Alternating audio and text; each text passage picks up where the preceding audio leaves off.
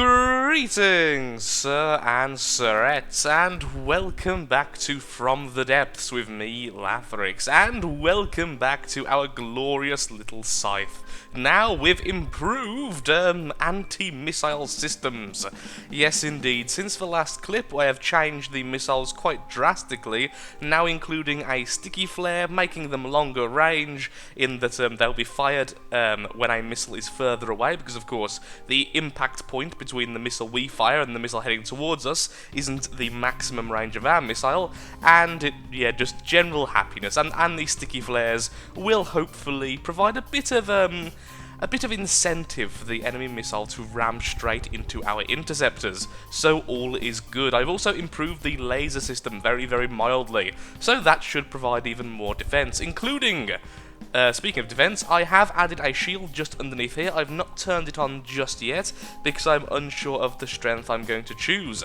So, without further ado, let's get into the main parts of today. Now, as you may be able to tell by the title, today we are going to be doing something a bit scientific. Indeed, we are doing some submarine science. And for that, we're going to actually go straight into the sandbox mode, because I have a few concepts I wish to test, and I wish to remind myself exactly how submarines work, as I've only really ever had one, which is the Sea Slug, which was literally there as a test quite some time ago. So be right back and we'll be doing that.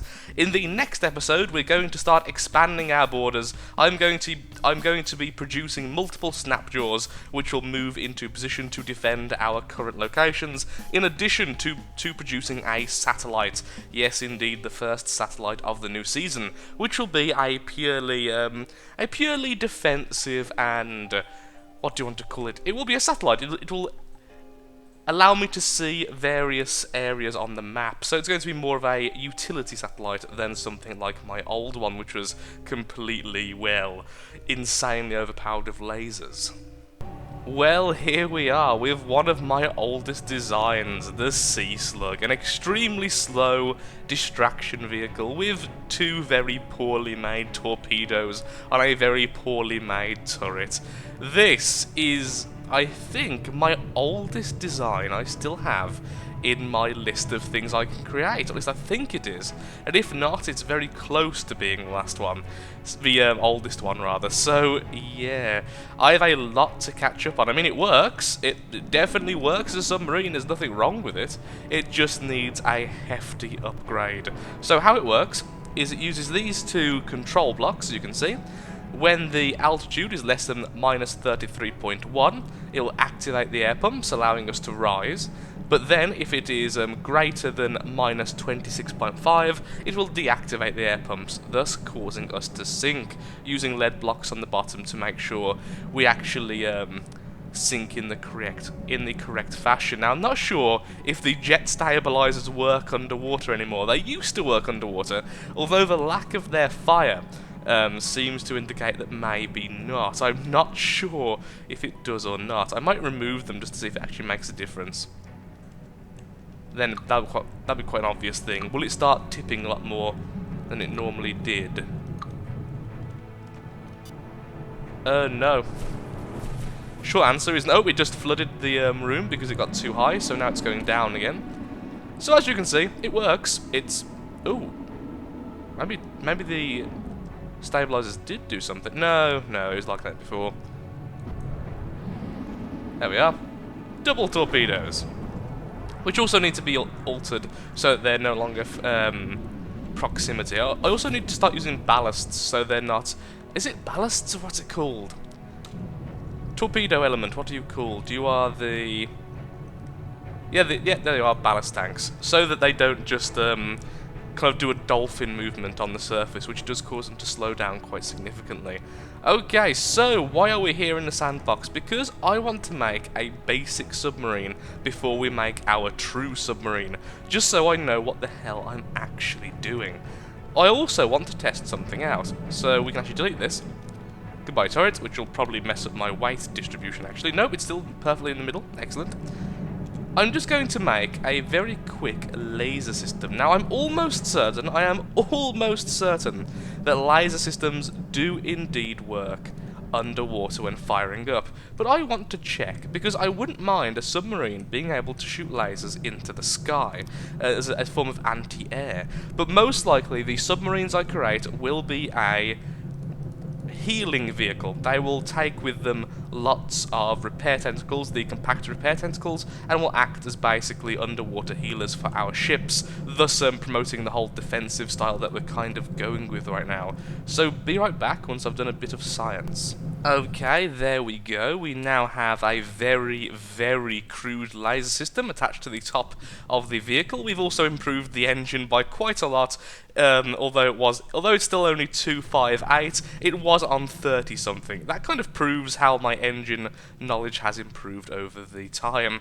Wow, this thing is now imbalanced. Anyway, let's spawn in an enemy vehicle, and for the testing we're going to spawn in our ever reliable pod, a traitor pod who has gone to the deep water guard. Hopefully we will actually be able to shoot this thing, of course. Oh, I know why it's not shooting, because we have added almost no... No, that's accuracy. We need greater field of view. There we go. Well, that looks odd as hell. Oh, AI dead. Did it actually shoot? It must have actually shot, and I didn't even notice. Wait, no. Does it even have an AI? I don't think... Oh, that's the problem. Of course, Pod doesn't even have an AI inside of it. So instead, then, let's spawn in a pylori, a rig, a river home. Let's spawn in a river home. Sure. And hopefully we'll be able to actually shoot it at a weird angle.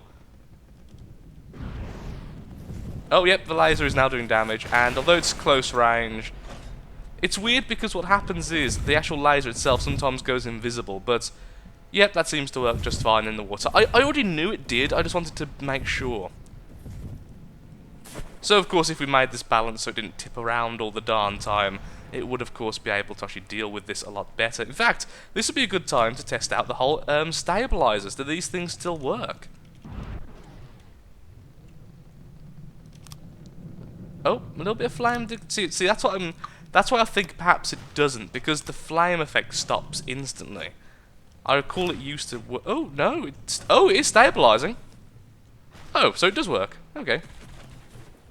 Let's go backwards then. Let's see if we can go underneath it. Ah, whatever. We now know that it works, even if that was a terrible test.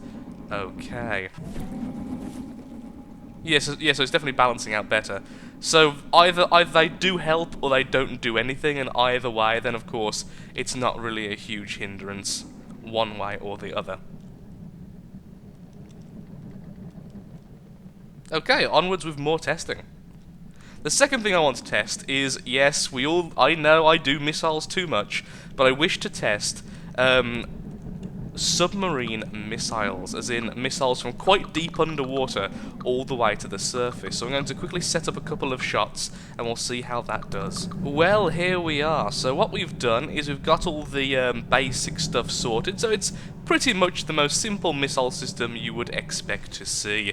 Two very, very basic missiles attached to a basic missile system, nothing fancy with the AI, and we've added a load of ejectors. Now, the idea is, hopefully, this will be able to go soaring out of the water without actually having to stop. Of course, if we are very, very deep with the submarine, that we're almost on the floor, we could also use a timed thruster with a, with a torpedo propeller to get it to the surface, if this is not powerful enough, although I'm actually hoping it will be. So we'll just spawn in an enemy straight away. Let's spawn in, I don't know, something basic like a sea viper. And hopefully this thing will fire. Oh, there we go, and yes, straight out of the water, straight towards the sea viper, and hello sir, and welcome to your demise, the end. Nice, simple, it worked, everything we wanted to see happened. And there goes the second shot. We'll spawn in another so we can actually see what happens over here. Of course, once again, this thing isn't balanced and has all sorts of issues. That goes really quite far. That has absolutely no issue breaking the surface. So this time, let me just make sure I can actually see it fully. Waiting for it to lock on, and yeah, absolutely no problem whatsoever. So if we wanted to use water-to-air missiles, or whatever you want to call them, then this would be remarkably easy. Hello! Boom! Haha! So that's very nice as well. Okay, so lasers would be an option, so would missiles. Now, turrets are, well, regular cannons are technically an option if you are very close to the surface and don't mind the fact they'll be a lot weaker. And also the guns will tend to have worse aim, as it doesn't always take into account the fact that the gun will be starting in water and then going into the air. It's the same issue sometimes. When you're on a satellite using a custom cannon, they try to fire downwards, not taking into account the fact they'll be starting in the air. So that's not the best. But still, that's rather nice. That's a very nice, very easy thing to do to weaponize a very small submarine anyway. I think for the larger submarines, there's the problem, you see. Once you go into submarines, there's not much you can do other than lasers and missiles. Going into the turrets is tricky at best. You can do mines, certainly. You can do harpoons to try and drag them down to the depths, although that's very ineffective unless you've got an extremely large vehicle. So what else is there to test then? What else is there for us to get to grips with? Other than that, there's not really much else we need to do. The air pump system is quite basic. I'll just show it to people because people do sometimes ask me, how do you make a submarine? Of course, like I said before, I am not an expert at all in from the depths, and I'm certainly not with submarines. I'd say they're my least adept kind of vehicle build. I don't know much about them other than this basic system, which is activate when we're less than air pumps. Activate to 100%, so that if we're less than minus 33, the air pumps will activate, thus giving us giving us buoyancy, making us float to the surface, and then we have the opposite. When we're greater than minus 26, it deactivates, we sink, hallelujah, it's all good. I may have already mentioned that, but I think it bears repeating in case somebody wants to learn the basics. So other than that, really, you just make it like a regular ship with more attention to the, what do you want to call it there? More attention to the centre of mass, which honestly is absolutely terrible in this vehicle. It should be in the middle, more around about here. It should be more in the centre. I'm not even sure if that is centred. In fact, I think this isn't an even number, so we can't actually have a perfect centre. So there's more consideration to that. But other than that, it seems quite basic. So what we're going to do is we're going to try and put this to the test and make ourselves a brand new submarine in the sandbox, which will be a purely assist vehicle. So we're going to quickly restart the designer and quickly do that.